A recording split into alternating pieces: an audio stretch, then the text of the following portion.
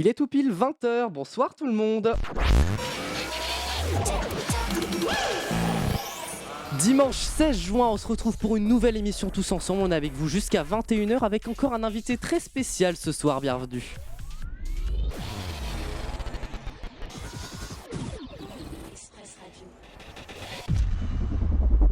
Yo.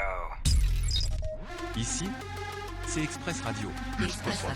Et oui, je suis pas tout seul ce soir, sinon l'émission serait un petit peu nulle parce que oui, je peux pas faire une émission d'1 heure tout seul évidemment. Je suis entouré, bon déjà, alors avant de présenter l'invité, on va le faire en dernier par politesse parce que c'est toujours le meilleur pour la fin. Je vais présenter celui qui m'accompagne ce soir, c'est quelqu'un que vous ne connaissez pas, il fait sa première à la radio ce soir. C'est Quentin, salut Quentin. Salut, bonsoir. C'est un ami que j'ai invité dans l'émission. Et pourquoi je l'ai invité spécialement ce soir, en ce dimanche? C'est aussi parce qu'il connaît très très très bien l'invité qui est avec moi ce soir et que l'on va pouvoir présenter. C'est Nicolas. Salut Nicolas. Bonsoir à tous les deux. J'adore le bonsoir à tous les deux, très très gentil, très poli, c'est parfait, ça donne un bon ton. Les amis, on va tout de suite commencer cette émission par l'étape que tous les invités finalement doivent subir. Nicolas, si tu veux, il va falloir que tu te présentes en 1 minute top chrono. Bon, ça ne devrait pas être difficile pour toi, puisque dans un instant, on va pouvoir te présenter un peu plus en détail. On va te laisser d'abord te présenter toi et ensuite on reviendra sur ça. Et puis Quentin pourra nous donner des précisions, sachant qu'il te connaît très bien. Donc je t'explique un petit peu le concept. Il va falloir que tu dises le maximum de choses sur toi en 1 minute. Normalement, alors c'est un exercice facile pour toi, c'est un peu plus difficile pour d'autres, je t'avoue. Mais bon, normalement tous les invités sont sortis vivants de ce jeu, donc ça devrait bien se passer. Comment ça va Nico d'abord ce soir? Oh bah très bien, très très bien. Ça marche Toujours pas. motivé de pouvoir parler de mes activités, puis surtout plus globalement de l'engagement de la jeunesse. Eh bah oui, on va revenir là-dessus dans quelques minutes et vous allez voir, ça va être passionnant. Est-ce que t'es prêt Nico pour les 1 minute? Oh oui, toujours. C'est parti, let's go. Ah, j'ai envoyé le Alors mauvais. Nicolas, Pardon, j'ai envoyé le voilà, mauvais. vas-y. Tu Alors peux y aller. Nicolas Diejuc, engagé au Parti Socialiste de Moselle, je suis lycéen en classe de première, j'ai 16 ans, bientôt 17 au mois de juillet. Je suis donc responsable des jeunes socialistes en Moselle, adhérent du Parti socialiste depuis 2022. Je suis sympathisant du Parti socialiste depuis 2021. J'ai rejoint juste après les élections régionales et départementales de cette année-là. Je suis également membre du Conseil national des jeunes socialistes. Je suis membre d'une instance dont je l'espère, je pourrais le développer plus amplement lors de notre interview, de l'International Sarlor-Lux. Et je suis également membre du Conseil fédéral du Parti socialiste de Moselle. Alors, je suis de Volmerange-les-Mines, de cœur, attaché depuis toujours à cette commune. J'ai fait du théâtre pendant un certain nombre d'années. J'ai fait de la natation pendant un certain nombre d'années également. Grand passionné de culture populaire, DC Comics, Star Wars, Seigneur des Anneaux. Voilà, alors peut-être citer du Proust, c'est difficile, mais c'est du Dark Vador, c'est toujours plus facile. Voilà. Ah bah Il ça reste tombe encore bien, beaucoup de tu t'es temps. arrêté au bon moment. Eh bah ça tombe bien, pile les 1 minute. Formidable. Franchement, bravo. C'est vrai que alors ta présentation, franchement, elle m'a beaucoup, fait sourire parce que c'est vrai qu'on partage énormément de points communs. Alors pas forcément sur les engagements, moi je fais autre chose de complètement différent. Je fais de la radio, moi je suis là pour divertir les gens. Toi, tu es là plutôt pour les aider, en quelque sorte, les gens.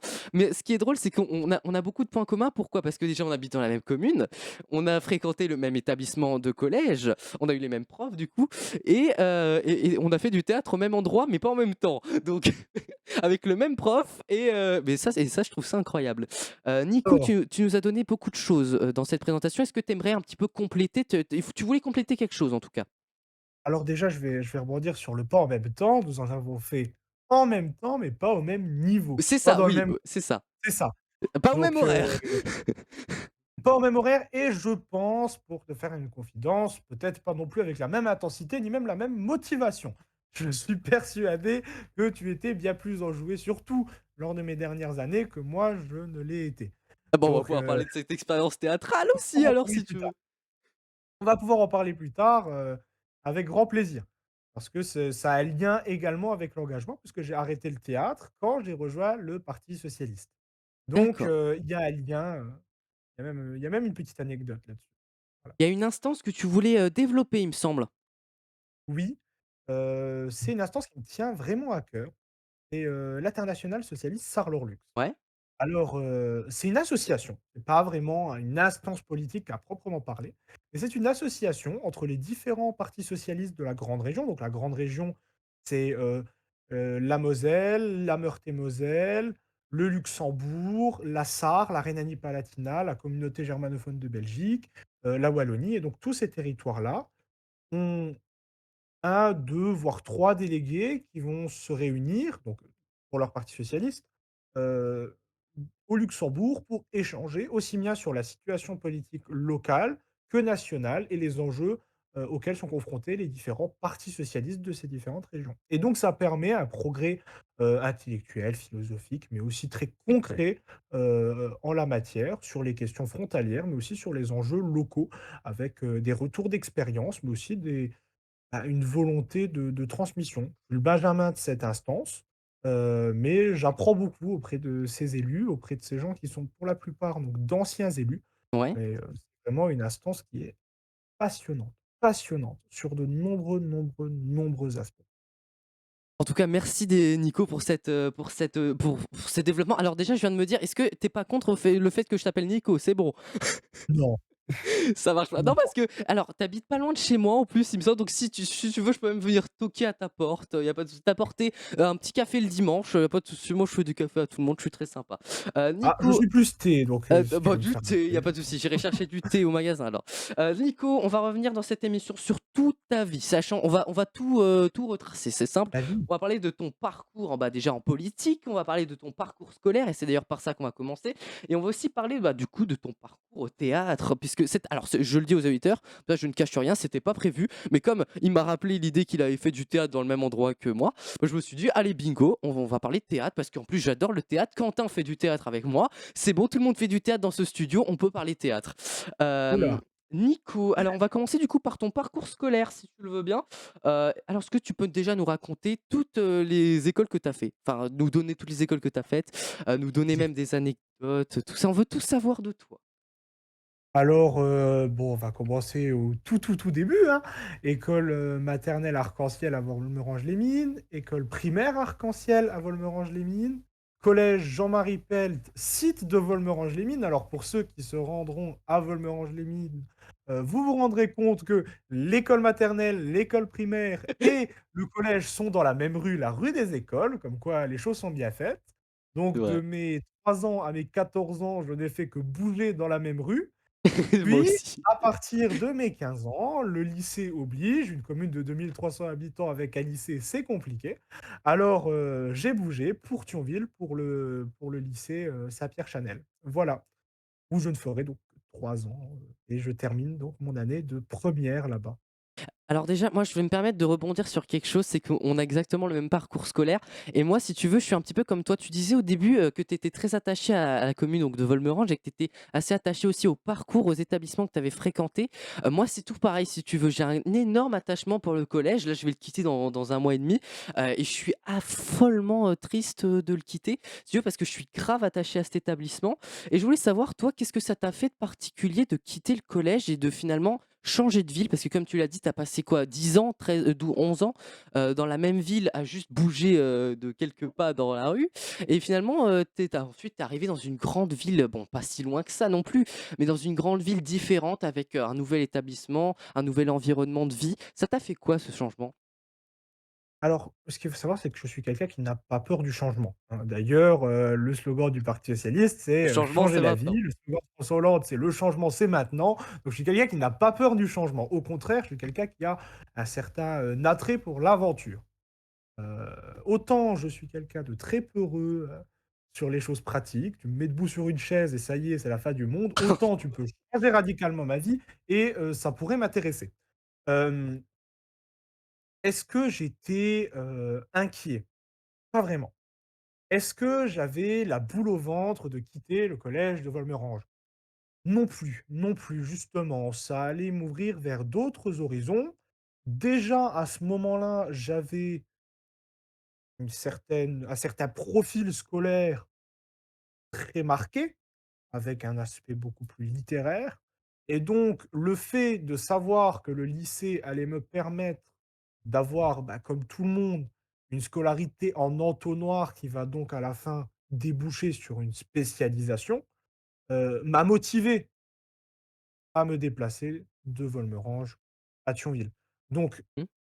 aujourd'hui, je peux te le dire et même sur le moment, je n'avais pas, cette, boule au ventre, à me dire: «Est-ce que je vais qu'est-ce qui va se passer après?» Non, j'avais pas du tout cette inquiétude-là.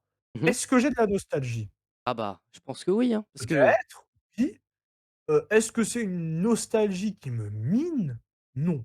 Est-ce que mmh, c'est une nostalgie qui est dans mes pensées sans cesse? Non, non, je non, suis ça pas revient parfois. bah, ça revient parfois, ça revient quand je passe devant, mais bon, Ça doit arriver c'était il y souvent a quand même. oui, ça arrive souvent, mais c'était il y a 2 ans, hein et puis, bon, passe aux portes ouvertes pour saluer les professeurs, pour saluer quelques élèves, mais bon, je suis pas Mmh. non plus, non, c'est pas un crève-cœur non plus, voilà. Et Non, j'ai une q mais oui, vas-y il veut Quentin. pas le dire, mais en vrai, je lui manque. Bon, rien C'est que ça. ça, rien que ça. Alors, j'en discutais, tiens, avec mes amis aujourd'hui, il y a quelques jours aussi.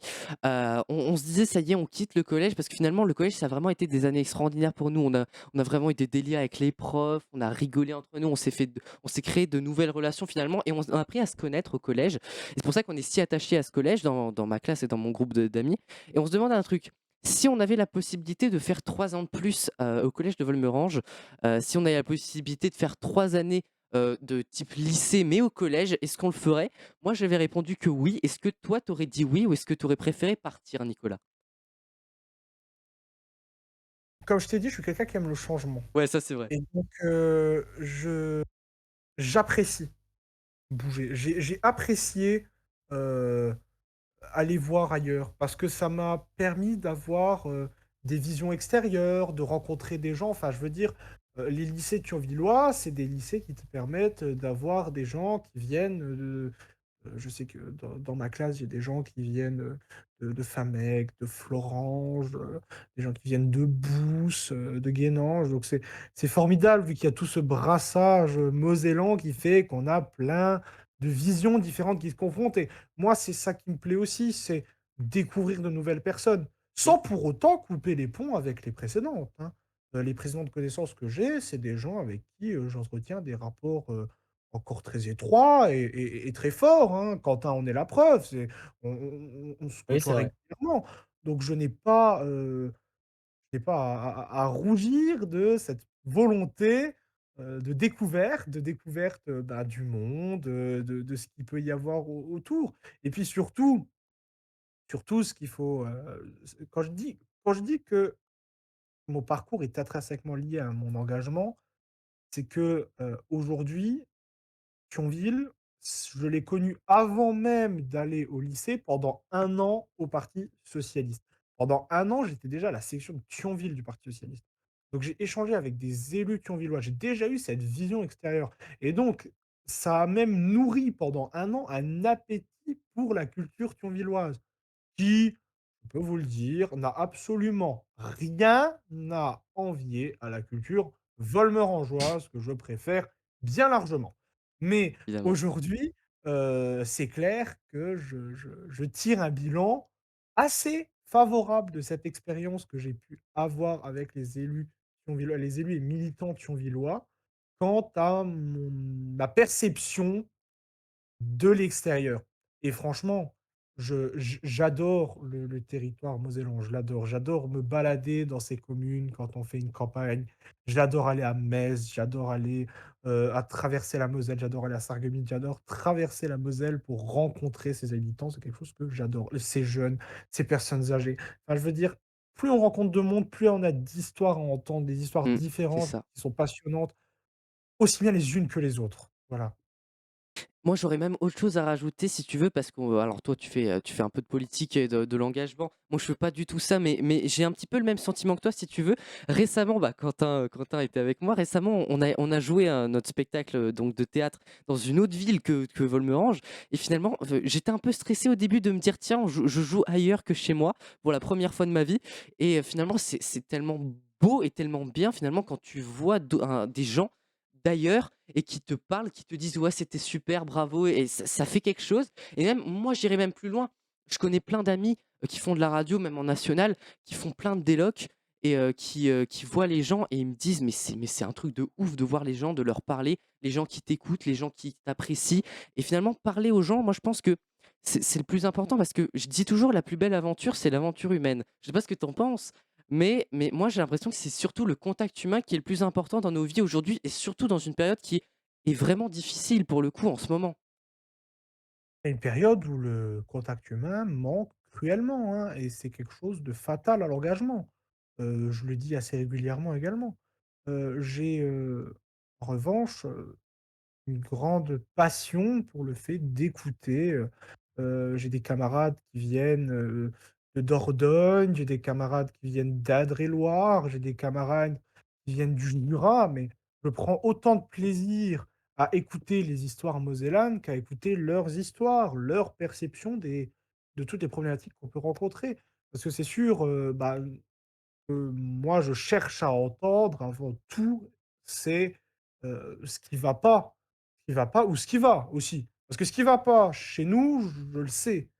Par contre, ce qui va chez les autres, c'est peut-être une solution pour ce qui va pas chez nous. Mmh, Et donc écouter, heu, avoir ce retour d'expérience des autres départements, des autres régions, c'est quelque chose d'ultra bénéfique et on en revient aux avantages dont je t'avais parlé, quant à l'international Sarlor-Lux. C'est ces retours d'expérience-là. L'échange, c'est quelque chose de fondamental aujourd'hui parce qu'on a tellement de problématiques liées à l'isolement, mais à toutes les échelles, que l'échange, c'est la clé pour justement résoudre tous ces problèmes-là. Aujourd'hui, je n'arriverai pas à m'imaginer une autre, porte de sortie aux crises actuelles que le dialogue. Le dialogue, l'ouverture, on le voit aujourd'hui avec une montée des nationalismes, partout en Europe, c'est, l'enfermement sur soi-même et plus que jamais alors, j'ai l'habitude de citer François Mitterrand parce que c'était un illustre président socialiste et puis, quelqu'un que j'admire beaucoup, le nationalisme, c'est la guerre, c'est l'isolement qui conduit à la guerre, c'est le renfermement sur soi qui conduit au conflit et aujourd'hui, dans une société en tension comme celle qu'on connaît, il y a une nécessité plus qu'urgente à rencontrer les gens et puis la preuve, quand tu dis: «Quand j'ai terminé mon spectacle, les gens viennent me parler», ouais. c'est parce que les gens ont un besoin de te parler. Les gens ont besoin de parler. Les gens ne sont pas faits pour être isolés et on le voit dans des territoires comme Volmerange ou autres, qui sont aujourd'hui des cités dortoirs du Luxembourg, où on ne vient que pour dormir et où l'engagement est en train de se mourir peu à peu. Mmh. C'est très difficile pour ces gens-là d'avoir un moyen d'exprimer leurs ressentis et donc, on accumule des frustrations, les discussions peuvent être animées et c'est avec une discussion longue, calme et apaisée qu'on peut arriver à trouver des solutions et à discuter avec ces gens-là. Les gens qui viennent voir une pièce de théâtre, ils ont envie de se vider la tête et surtout de voir des gens qu'ils ne voient plus. Quand la salle est pleine, les gens sont heureux de se voir. Mais je dis ça pour le théâtre, mais je pourrais dire ça la même chose pour la danse, pour, le chant. Les gens ont besoin de de moments fédérateurs, de moments où ils sont capables de de se rassembler. Aujourd'hui, c'est ce qui manque cruellement. On a un isolement, mais terrible, terrible, qui est fatal, mais fatal sur tous les plans. Mmh. C'est ça, je suis totalement d'accord avec toi, vraiment, en fait, il faudrait presque redonner vie à certains endroits au contact humain et tu le dis, c'est vraiment, très honnête parce que je pense la même chose. Quand tu vois effectivement que notre village, c'est, comme tu dis, cité dortoir du Luxembourg, des frontaliers, c'est vrai. Moi je dis souvent à mes amis qu'il faudrait quelque chose pour réunir tous les habitants du village, un événement festif, un grand événement festif pour que tout le monde se réunisse et partage un moment de communion ensemble. Moi, je trouve que c'est ce qui manque cruellement ici et pourtant j'adore le village, mais c'est ce qui manque cruellement et c'est pour ça que quand il y a des spectacles, des fêtes, moi je me souviens particulièrement d'un événement qu'il y a eu en 2019, je sais pas si tu étais là, il y avait eu un grand spectacle, au stade, un stade qui alors Oui, bien pour les sûr, auditeurs, le stade les était ballons, ouais, c'est comment ça, c'est le nom? Oui, Le stade Le était nom ne me revient plus. alors ça s'appelait Space. Le stade était, bah, il est très grand, chez nous dans notre village et ils étaient venus et là, il y avait eu beaucoup de monde, il y avait eu une grande organisation, c'était la communauté de communes et là, j'avais vraiment senti j'étais venu avec mon meilleur ami, j'ai Thiago d'ailleurs que les auditeurs connaissent et on avait vraiment senti, ce moment de communion et c'était justement avant la covid et justement avant que finalement le contact se perde de plus en plus. Alors, je je considérerais que, ce phénomène est déjà antérieur à la Ouais? covid. Ah bon? OK. Oui, oui, oui, j'en suis persuadé. La covid Accéléré a peut-être? clairement accéléré les choses, hein. Le Mmh, phénomène a été accentué par le covid, mais est-ce que, le phénomène, se serait stoppé avec la covid? Non, je ne pense pas.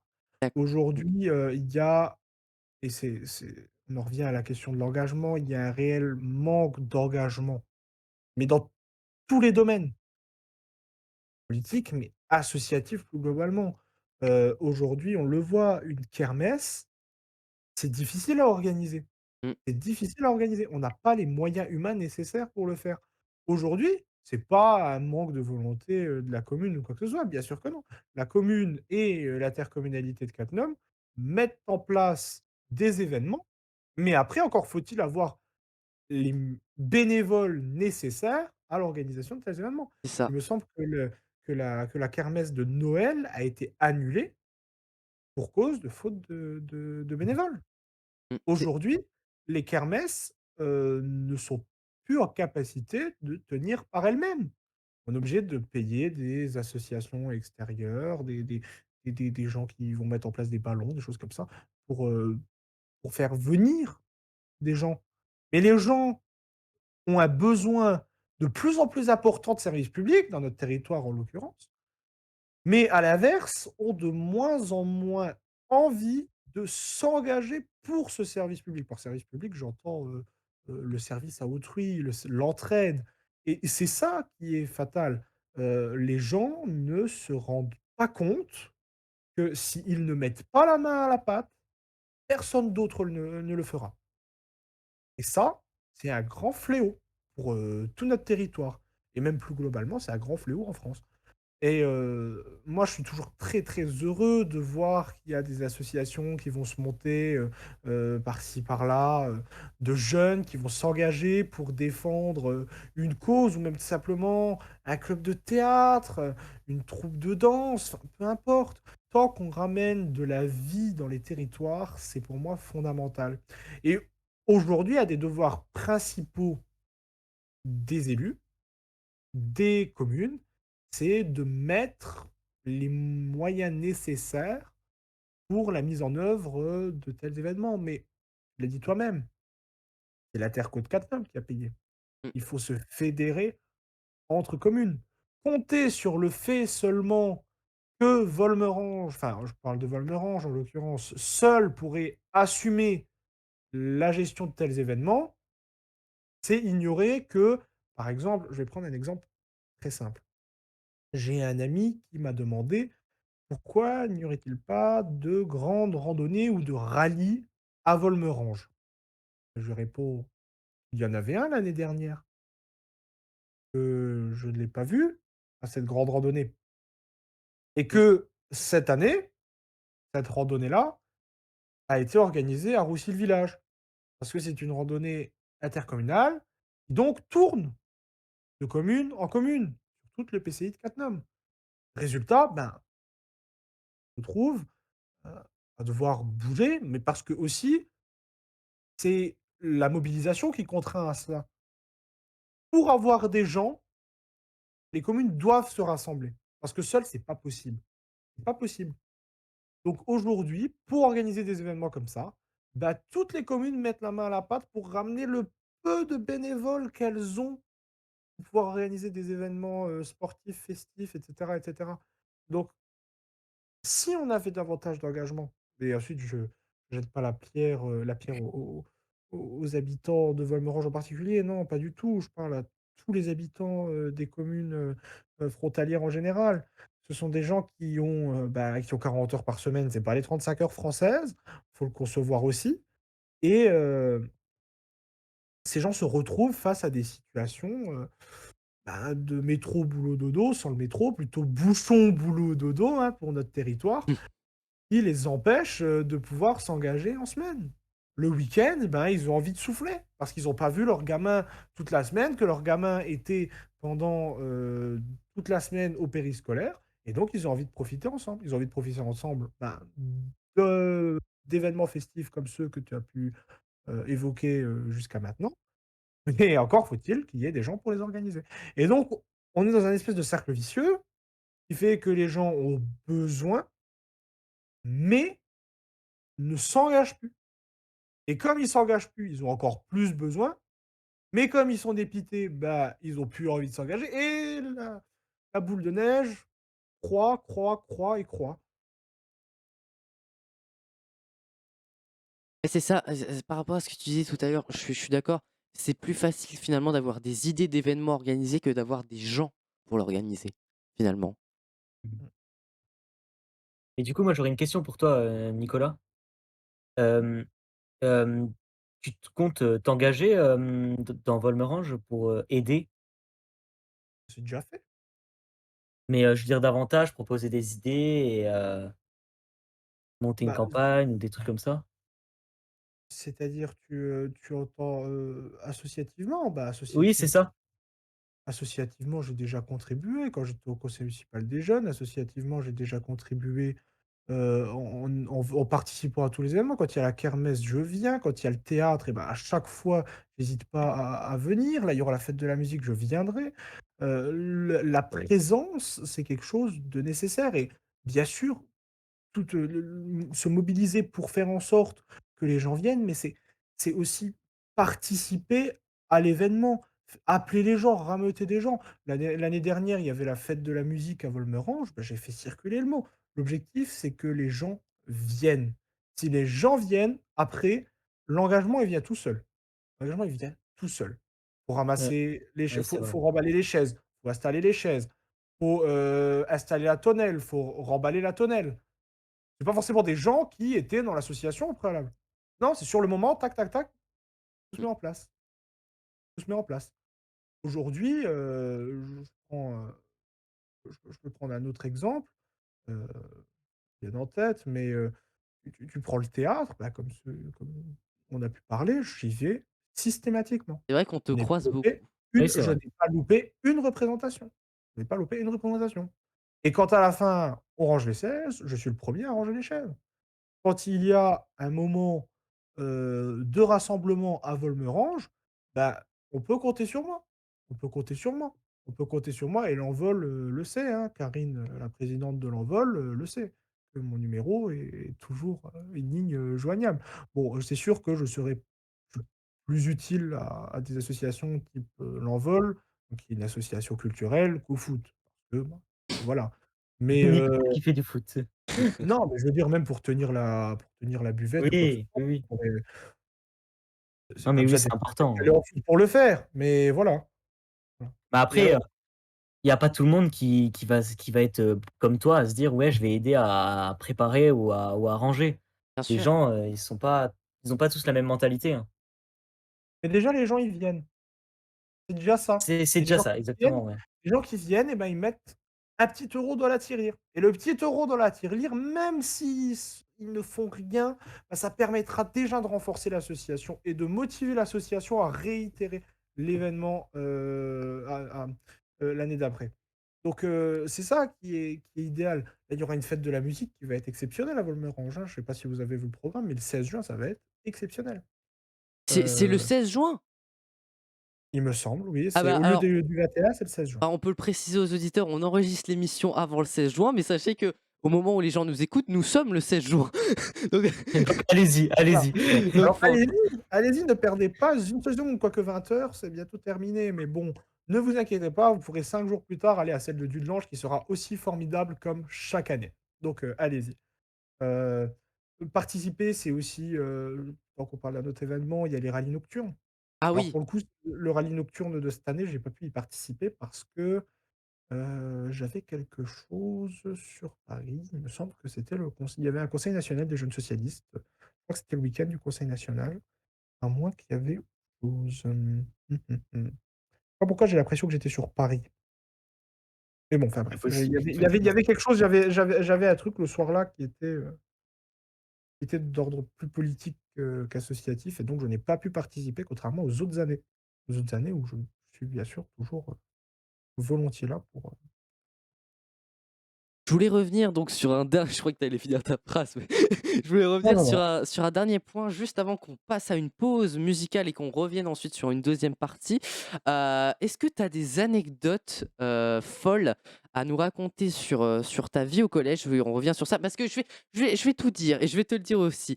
Je me suis un peu renseigné, je t'avoue, je commençais à faire passer le mot au collège que tu venais dans l'émission et notamment à des profs.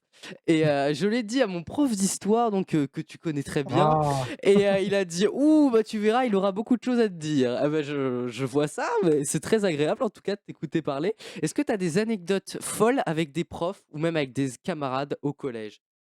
Folles, des anecdotes folles. C'est pour faire un truc de fou quand même. Enfin, C'est le je veux dire, terme. je suis pas quelqu'un non plus, À monter sur les tables, non, tu pas quelqu'un comme ça. non, voilà, c'est pas mon genre, hein. Au contraire, je suis plutôt pouf pouf, patapouf. Je suis réputé pour ça, je suis réputé pour le calme, donc il y a pas de, il y a pas d'anecdote Plutôt des folle, anecdotes insolites alors? insolite, mais j'essaie de Il s'est réfléchir. jamais passé quelque chose de ouf? Bah, moi je me souviens de profs avec qui on s'est tapé des délires encore aujourd'hui avec le prof de français. Enfin non, pas aujourd'hui du coup. Enfin aujourd'hui, le jour où on enregistre l'émission, mais pas du coup un dimanche. Le prof de français quand il fait la dictée, mais c'est incroyable! Oui, mais tu vois, typiquement, j'aurais pas d'exemple, précis à te donner, j'aurais D'accord, des petites habitudes par-ci par-là, heu je vois. drôles, hilarants, sur lesquels on aurait été en fou rire pendant une demi-heure, je sais pas, Quentin qui était dans ma classe, est-ce que toi tu Oui, en as? Parce Quentin, que moi Quentin je il doit en avoir. mais Quentin, j'espère qu'il y en a pas sur C'est pas moi! mon Non, émission, c'est pas t'inquiète. mon émission. Bah, si Quentin, vas-y, eh beh, tu dis ce que tu veux ici, vas-y. Non, mais moi j'étais un sacré clown moi. Je pense que Nicolas, peut en témoigner, mais Tu l'es Attends, toujours, hein.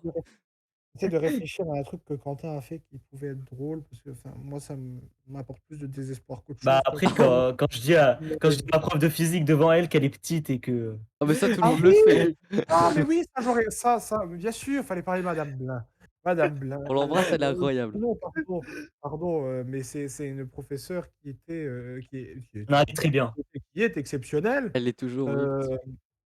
qui est toujours exceptionnelle, j'en suis certain, Ah bah oui. heu, qui, qui avait une petite table tout devant son bureau, derrière la porte et celui qui, foutait le bordel Ah, pendant c'est son toujours le cours, cas? bah, était envoyé à cette table-là. Et bon, on va pas dire son nom, mais s'il écoute cette émission, je suis persuadé qu'il se reconnaîtra, mais on avait un habitué du lundi matin de 8h30 à 9h30 de cette table-là, et qui donc était seul, exposé devant tout le monde, à chaque heure, parce qu'à chaque heure, il faisait une autre connerie, voilà.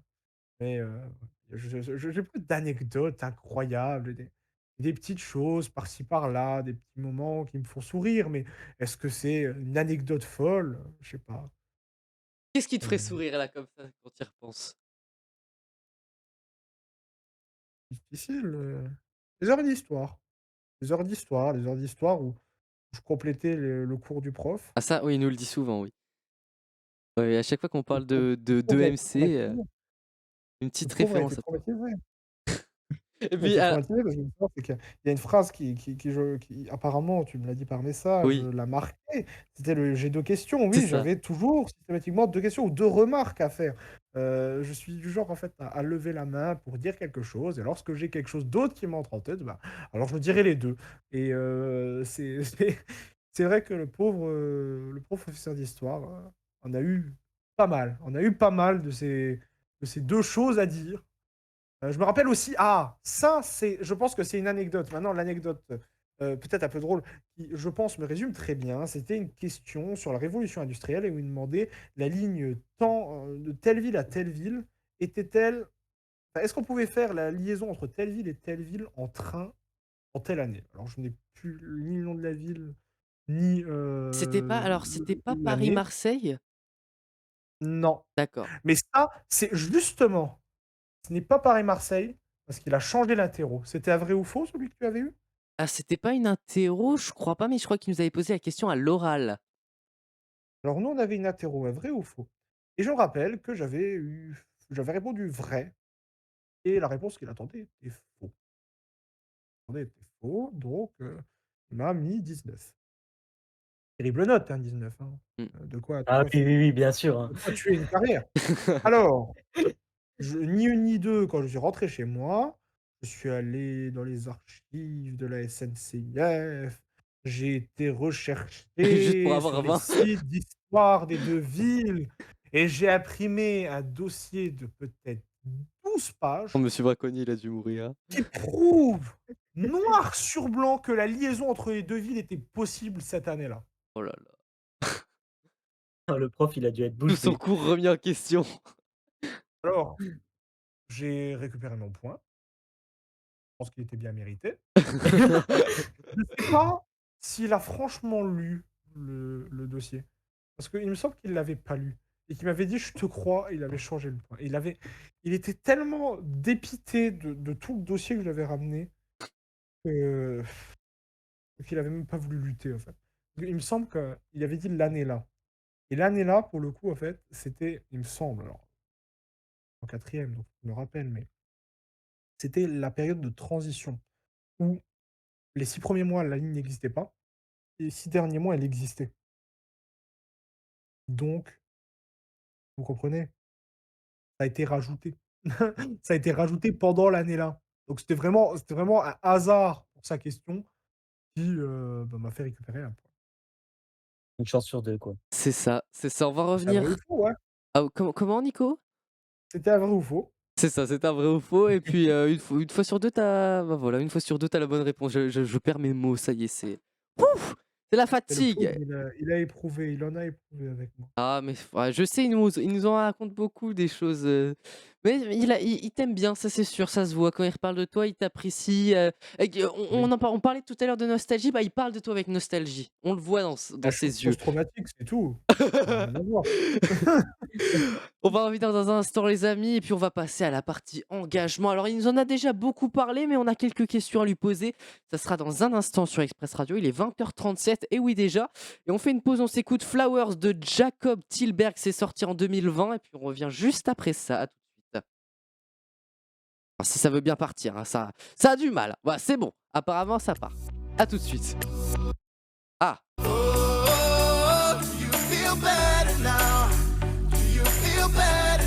Pourquoi on attend la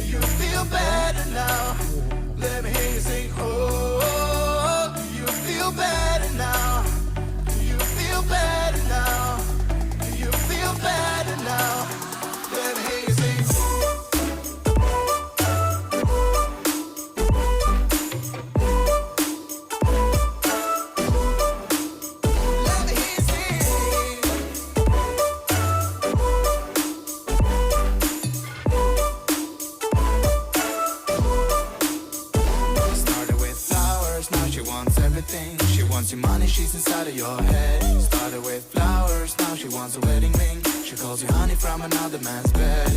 And I don't even know if she's serious. Oh, you don't even know if she's serious. Oh, you feel better now. Do you feel better now? Do you feel better now? Let me hear you sing. Oh, do you feel better now? Do you feel better now? Do you feel better now? Let me hear you sing.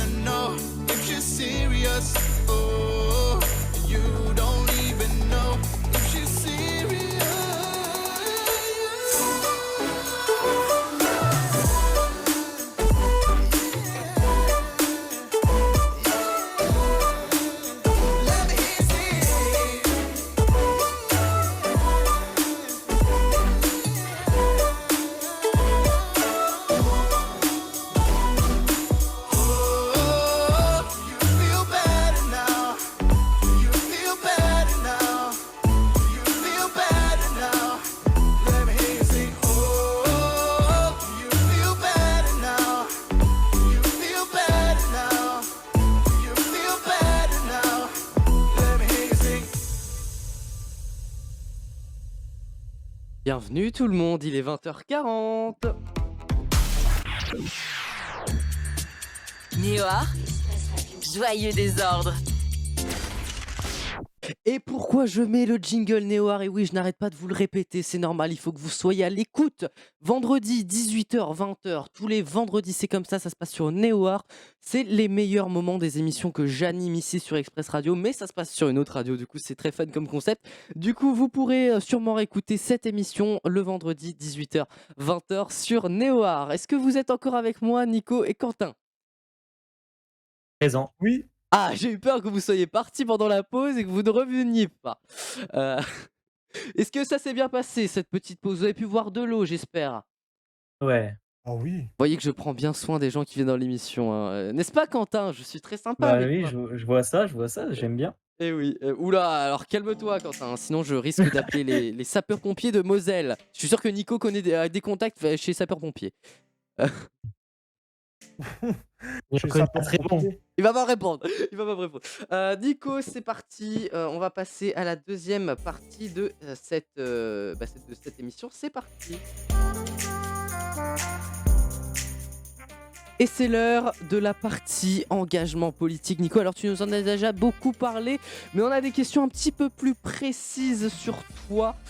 Déjà, j'aimerais savoir à partir de quand tu as commencé à vouloir être vraiment engagé. Tu nous as parlé d'une époque un peu scolaire où tu avais déjà quelques ambitions, mais à partir de quel âge ça s'est vraiment concrétisé?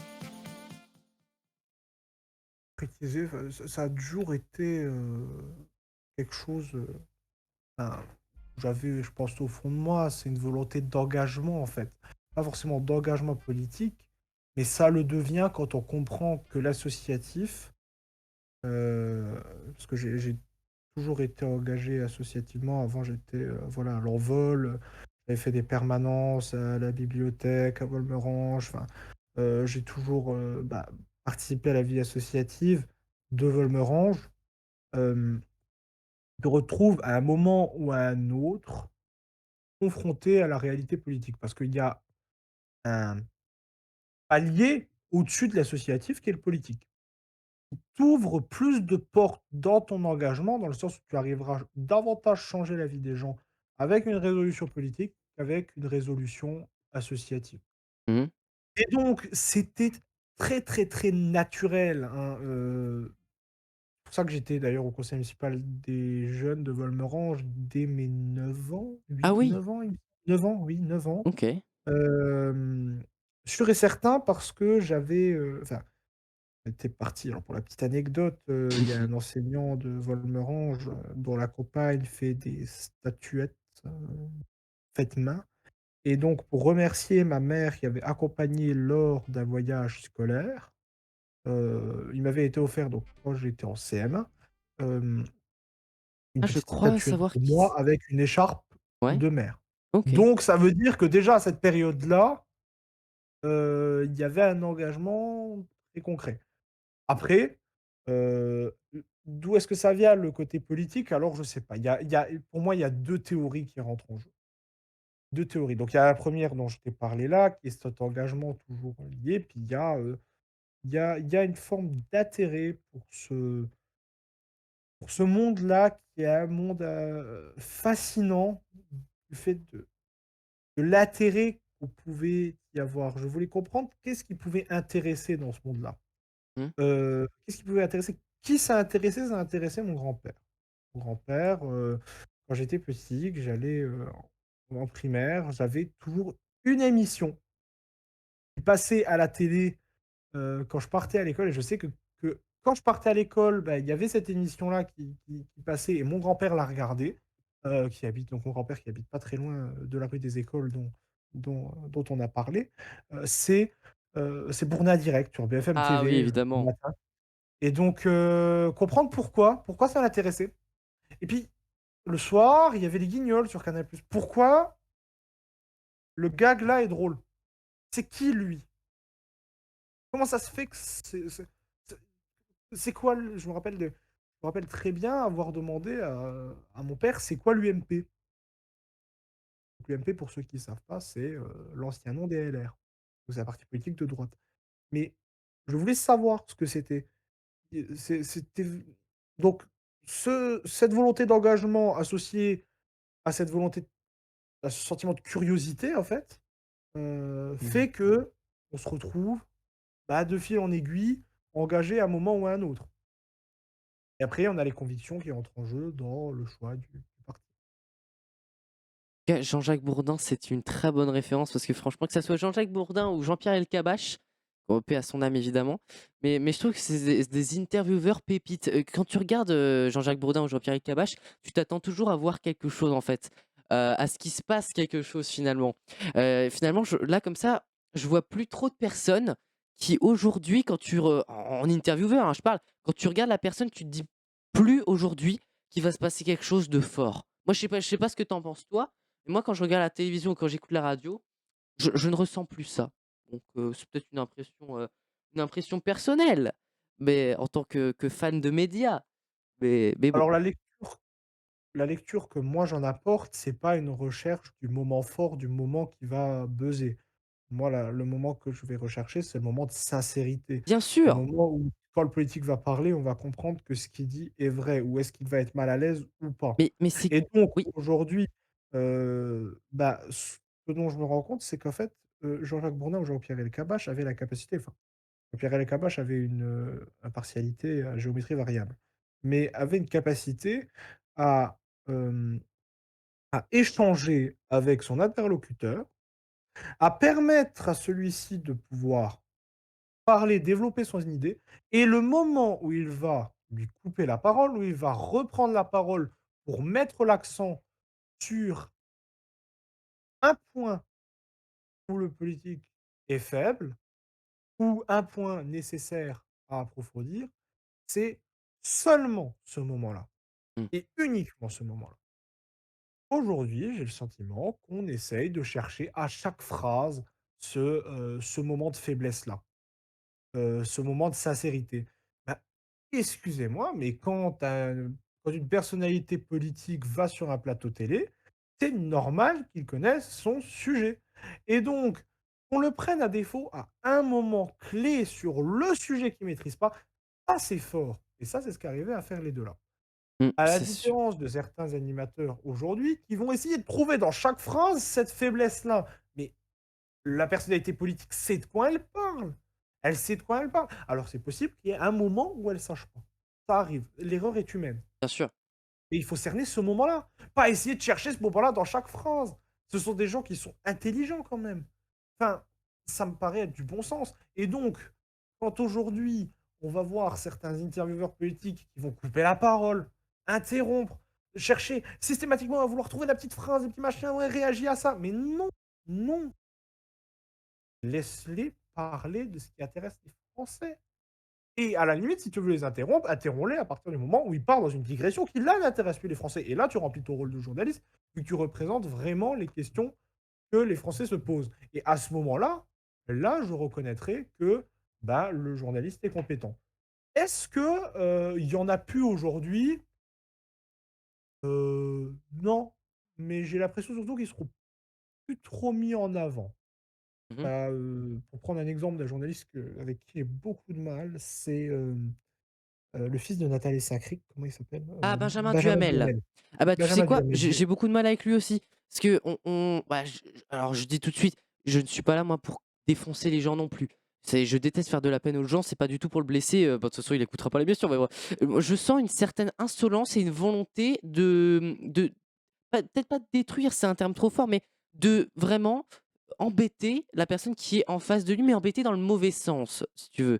J le buzz, le buzz, le buzz, le Voilà, c'est buzz, le ça. buzz, Et une c'est certaine tout, le buzz, le buzz. et c'est comme Benjamin Duhamel, c'est un petit peu l'élève de la classe qui veut toujours avoir raison face au prof et qui s'obstine toujours à faire croire qu'il a raison alors qu'il a tort parfois, et qui insiste souvent sur la même chose, alors même si son contradicteur, lui prouve le contraire. C'est le problème avec lui. C'est pour ça que je dis que c'est pas forcément le meilleur animateur pour interviewer telle ou telle personne. Et J'ai c'est le sentiment que les questions sont à côté de la plaque aussi, hein. exactement, C'est ça peut ça. arriver aussi avec J'ai Benjamin j'ai Duhamel. j'ai l'impression que les questions sont à côté de la plaque. Est-ce que finalement, ce serait peut-être même pas la bonne personne pour faire ce genre d'interview? Peut-être. Moi, j'en suis persuadé, hein.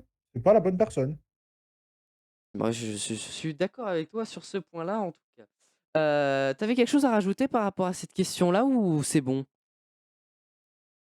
Bah, je pense qu'on a des bons intervieweurs dans la presse écrite. Je pense qu'on a des bons intervieweurs, sur les chaînes locales. Je pense qu'on a des bons intervieweurs même, sur certaines chaînes d'infos en continu, hein, tous les journalistes ne sont pas achetés à la poubelle.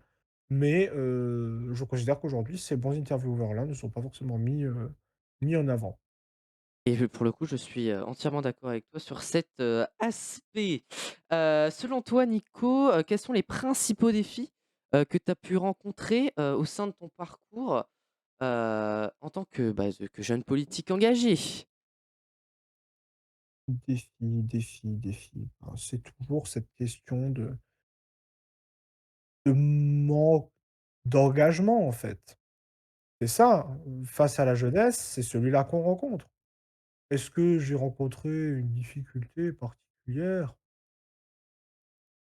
Bah, si, il y a eu une difficulté. Est-ce que c'est une difficulté ou est-ce que c'est plutôt, les circonstances qui ont fait que? C'est un grand mot, hein, mais j'étais tout seul quand j'ai rejoint les Jeunes Socialistes de Moselle. Donc pierre par pierre, il a fallu reconstruire une équipe, reconstruire un mouvement. J'ai eu la chance d'avoir des élus et des militants socialistes qui me faisaient confiance et m'ont dit: «Nicolas, on te donnera toutes les clés possibles pour que tu puisses faire le nécessaire». J'ai échangé avec les présidents des jeunes socialistes, j'ai fait toutes les procédures nécessaires pour créer une fédération des jeunes socialistes en Moselle et aujourd'hui, on a une fédération des jeunes socialistes en Moselle qui tourne avec une organisation démocratique en son sein et qui marche bien. Donc c'est à la fois le gros défi que j'avais à relever quand je suis rentré, mais c'est aussi aujourd'hui une des grandes fiertés que je peux avoir, et que je partage avec tous les militants de cette fédération. Donc je suis très, très fier. On t'en félicite, hein, parce que je suppose que tu Mmh. as fait un travail d'exception. En tout cas, c'était pas facile, mais si tu en es C'est arrivé là, je pense que tu peux être fier. Ouais. C'était pas forcément dur. Dur non, c'était juste long. C'était Mais long, c'est grâce c'était à toi, long. Nicolas, surtout.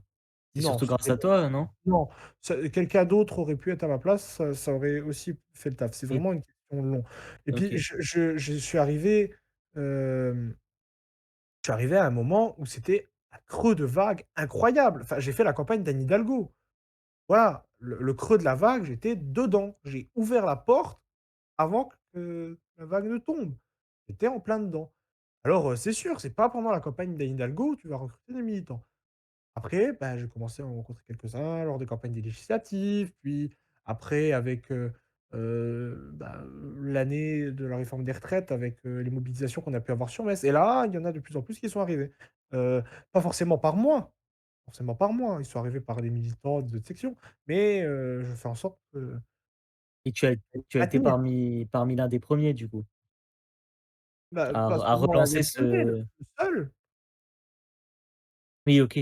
j'étais seul. OK, J'étais OK. seul pendant quelques mois, j'étais seul. J'étais seul et donc Oui, c'était, donc c'est toi qui as enfin, relancé. j'étais seul jeune. Seul jeune, j'étais pas seul dans le parti. Le parti était il y avait plus de 200 militants. J'étais seul jeune. Ça surtout. Tu parlais des marchés tout à l'heure. Moi, je le vois sur ton Instagram, tu es souvent présent, sur les marchés. Hem, Qu'est-ce qu'on ressent en ce moment, dans une période difficile pour la France? Qu'est-ce que les gens qui viennent te parler aujourd'hui te disent le plus? Quel est leur sentiment à eux et finalement, quelles sont leurs préoccupations aujourd'hui en 2024? Ils sont à bout. Les gens, ils sont à bout. Ils sont à bout de la flambée des prix. Ils sont à bout, de ces inégalités qui, se creusent de plus en plus. Ils sont à bout de ce sentiment d'insécurité. Ils sont à bout dans tous les domaines. Ils sont à bout, heu, quant à la santé des services publics en France. Ils sont à bout vis-à-vis de, bah, peuvent rencontrer. Tous les domaines. Il y a pas une seule seconde dans leur journée où ils sont pas à bout. Le matin, tu vas au travail, tu as des transports en commun qui, sont dans l'incapacité d'avoir, le nombre de chauffeurs nécessaires pour un parc, de transports en commun digne de ce nom. Quand ils ramènent leurs gamins à l'école, ils ont des périscolaires, mais il y a pas assez d'accompagnateurs. pas de, comment on appelle ça? D'animateur, pardon. Les animateurs. Heu, Quand ils vont en cours, leurs gamins, bah, ils ont pas de prof. Quand ils vont au travail, les parents, ils sont payés une misère. On a résolu presque la question du chômage, et pour faire des travailleurs pauvres, des gens qui ne sont pas dans la capacité d'avoir, alors, ils ont la capacité de manger, ils peuvent manger, mais ils ont plus, alors déjà, ils peuvent manger en serrant la ceinture, mais en plus, ils ont plus la petite sortie au cinéma du mois. Ils ont plus la petite sortie de théâtre, on parlait du théâtre, ils ont plus ce moment de joie, le petit jouet pour le gamin. Il n'y a plus financièrement la possibilité de pouvoir l'avoir, et ça, les gens le disent. Ça, les gens le disent parce que ça, les gens le vivent, et c'est terrible, c'est terrible. Parce qu'on est dans une situation où donc, dans chaque moment de la journée, les gens sont au bout du rouleau. Ils n'en peuvent plus, et c'est pour ça qu'on a une montée des extrêmes. Parce que, bah, aujourd'hui, le plus facile, c'est de dire: «Il y a un bouc émissaire, migration, le les arabes, et cetera, et donc le premier qu'on va pointer du doigt, bah, c'est celui qui est différent». Même si l'immigration est un problème en soi parce qu'on a des difficultés, bah, à répondre aux problèmes nationaux, ça entraîne évidemment, bah, donc des difficultés à répondre aux problèmes des nouveaux venants. Mais d'un autre côté, bah, si on voit dans un aspect politique plus global la capacité à avoir un monde plus social, un monde, avec, bon, voilà, on est en train de refaire le monde, hein, autour d'une discussion, mais où on a une capacité à prendre le problème à la racine, à régler les conflits qui peuvent causer cette, fuite, des personnes. Enfin, je veux dire, le mec qui traverse la Méditerranée, bah, faut se rendre compte que s'il vient d'Afrique subsaharienne, il a dû traverser le Sahara, le mur des sables au Maroc qui est presque infranchissable. Après, il a dû monter, soit il a traversé le Sahara en diagonale pour, monter, jusqu'en Tunisie et rejoindre Lampedusa pour arriver en Italie, soit il est allé, escalader, les mètres et les mètres de grillage, qui sont autour des enclaves espagnoles, au nord du Maroc. Heu et après, il a encore traversé la Méditerranée pour venir sur le continent européen. Enfin, c'est incroyable, c'est incroyable. Ce sont des gens qui ont dû payer des réseaux de passeurs, des fortunes, et donc qui étaient des gens assez aisés dans leur pays. Mmh. Ils ont pas fait, ce choix-là par plaisir, et donc résoudre la situation migratoire, c'est résoudre les raisons de ce pourquoi ils fuient, Mmh. et donc aujourd'hui, on est dans un monde où on a besoin d'argent. Un monde où on a besoin d'argent, où les riches deviennent de plus en plus riches, les pauvres de plus en plus pauvres. Fondamentalement, le manque de justice, c'est ce qui est le plus problématique aujourd'hui. On a besoin d'une justice climatique Bien sûr. aussi. On a besoin d'une justice climatique. Pourquoi le petit gars ne peut pas acheter sa voiture thermique, mais on ouvre des centrales à charbon? Mmh. Alors c'est sûr, moi je suis pas pour les voitures thermiques. Considère que, bah, oui, l'électrique, il va falloir s'y tourner à un moment ou à un autre. Bah, ou en tout cas trouver une autre façon de faire que le thermique. Le Ouais. transport en commun, pour moi, c'est l'idéal. Mais, le gars, on lui demande de faire un effort, c'est pas un problème, hein. Le gars à qui tu demandes ça, bah, il est conscient des enjeux climatiques, et je peux comprendre que ça lui fout les boules que d'un autre côté, on ouvre des centrales à charbon. Pour la justice, c'est pareil. Les gens, ils veulent bien faire des économies, mais, on veut bien se serrer la ceinture, mais pourquoi l'autre qui a son yacht, il s'en est acheté un deuxième? Lui, il se serre pas la ceinture, et pourtant il travaille le tiers du quart de la moitié de ce que je fais. Voilà, c'est tout ce sentiment d'inégalité, d'injustice qui est prégnant. Donc tu as des gens qui sont au bout du rouleau et un sentiment d'injustice incroyable. C'est quoi? Tu résous le problème. Tu règles la justice, enfin tu rétablis la justice, et tu règles le problème à la source, pas à la surface. Pas en pas en bas une fois que la rivière a coulé jusqu'à la mer. Non, tu vas directement à la source. C'est ça. C'est ça ce dont on a besoin. Alors il est 21h, il va plus nous rester beaucoup de temps Nico. J'aimerais encore en plus qu'on parle après de rapidement de tes expériences théâtrales. Dernière question, parce que je pense que c'est l'une des questions les plus importantes, aujourd'hui. J'entends beaucoup parce que en plus de m'intéresser aux médias, à la radio, à la télé, tout ça, moi j'entends beaucoup de témoignages et régulièrement, j'entends des jeunes qui sont démotivés, par la politique et par le vote. Et aujourd'hui, j'étais dans l'émission «Ça tombe bien, je peux te poser la question».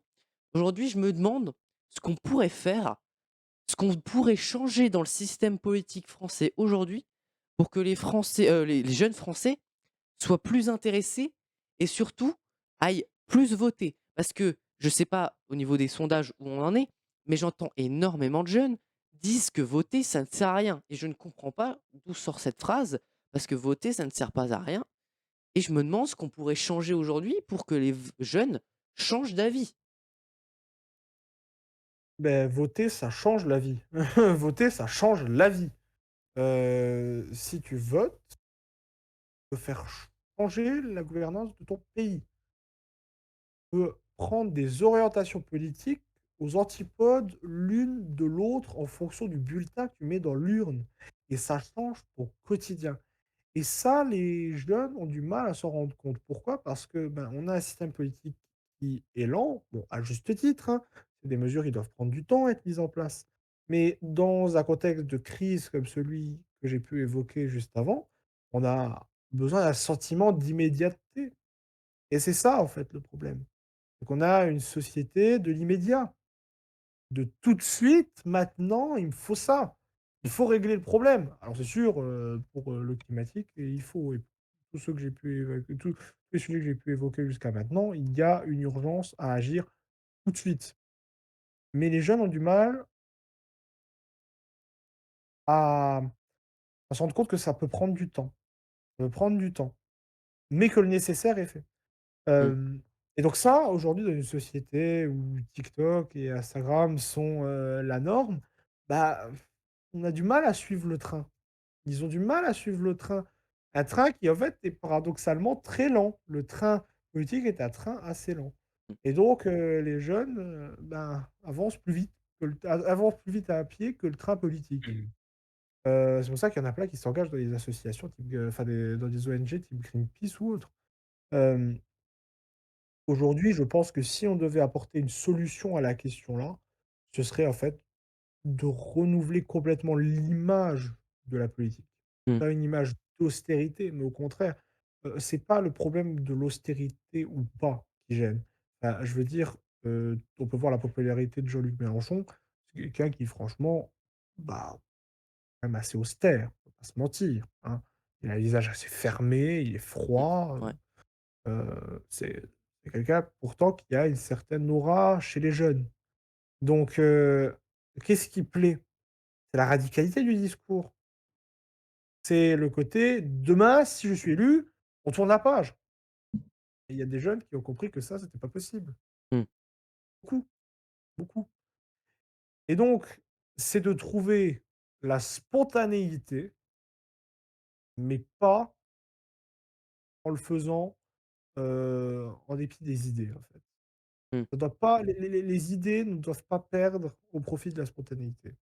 Les 2 doivent agir ensemble. Et c'est ça, en fait, je pense, qui manque, pour l'intérêt, des jeunes dans la politique. L'intérêt des jeunes dans la politique, c'est la nécessité d'avoir des changements clairs, tangibles, de se dire: «On avait ça avant, c'était pas bien. Mais grâce à ce bulletin dans cette urne, on aura ça après Mmh. et ça sera bien». Et peu importe ce que tu crois, peu importe le programme, peu importe le «ça après, ça sera bien», tant que tu as un «ça après, ça sera bien» et que tu l'as sur un bulletin, vas-y, vas-y, fonce, vas-y, ça te coûte rien. Tu as toute la journée dimanche pour le faire. Mmh. Vas-y, fais-le, fais-le. Un message très important que tu nous livres ce soir. Je voulais qu'avant qu'on termine, il est 21h05, qu'on passe, qu'on fasse un tout petit peu de temps, quelques mots sur tes expériences théâtrales, vu que tu voulais qu'on le fasse tout à l'heure, on va le faire un petit peu. Quelques mots sur les années théâtre que tu as fait. Je sais pas combien tu en as fait. Du CE2 à la 4e. D'accord, OK. Qu'est-ce que tu pourrais nous dire pour résumer ces années théâtre? Une utilité, qui je pense, ne sera pas forcément reconnue unanimement sur cette interview, hein. Je suis pas convaincu que ça m'ait apporté grand-chose, ni même que ça ait apporté grand-chose aux gens qui en ont fait, hein. Je connais des gens d'une timidité extrême, dont la timidité n'a pas été résolue par des années de théâtre bien, bien, bien plus longues que celles que j'ai pu avoir. Mmh. On en revient à l'engagement, hein, toujours, mais j'ai du mal avec, le fait de dire ce qu'on m'impose de dire. Je veux dire ce que je pense, je veux dire ce que je veux dire et donc le texte, d'une personne, autre, j'ai du mal à l'apprendre. J'ai du mal à l'apprendre, j'ai envie de dire ce que je pense, de ce que j'ai envie de dire et donc ça me frustrait un peu. Alors autant il y avait une bonne ambiance quand on était, dans les petits groupes, dans les petites classes. Autant plus on a progressé, plus, bah, il y avait une nécessité d'avoir du niveau, hein. Et ça, ce niveau-là, c'est pas que je l'avais pas, juste que j'avais pas envie, pardon, de l'avoir. Mmh. J'avais pas envie d'avoir ce niveau-là parce que j'étais désintéressé. J'étais désintéressé, comme ça. Ça m'a supporté à la fin. Mmh. Je comprends, J'allais rentrer dans les pieds, j'allais je rentrer comprends. dans les pieds, ça me motivait pas plus que ça. En tout cas, merci beaucoup Nico, c'était une heure incroyable, très intéressante avec beaucoup de messages importants. Je vous invite, si vous venez de nous rejoindre, à réécouter l'émission en podcast ou en rediff même sur Néoar. Merci Nico d'être venu ce soir, Merci, c'était incroyable, merci Merci. beaucoup. Merci le Quentin d'avoir plaisir été est là. pour moi. Comment Nico? Pareil, hein. Qu'est-ce que tu dit Nico? J'ai pas entendu parce que Quentin t'a encore une fois coupé. J'ai dit: «Tout le plaisir est pour moi». Ah, bah, on était très contents et n'hésite pas à revenir dès que tu as besoin ou dès que tu as envie de partager une nouvelle chose. Évidemment, la porte te sera toujours ouverte. Les amis, 21h08, je vous souhaite une excellente soirée, un bon début de semaine qui reprend dès demain. Bon courage à vous bah, Quentin, il est déjà en vacances depuis longtemps. Quentin, alors lui, il est sur son canapé, il est au chômage.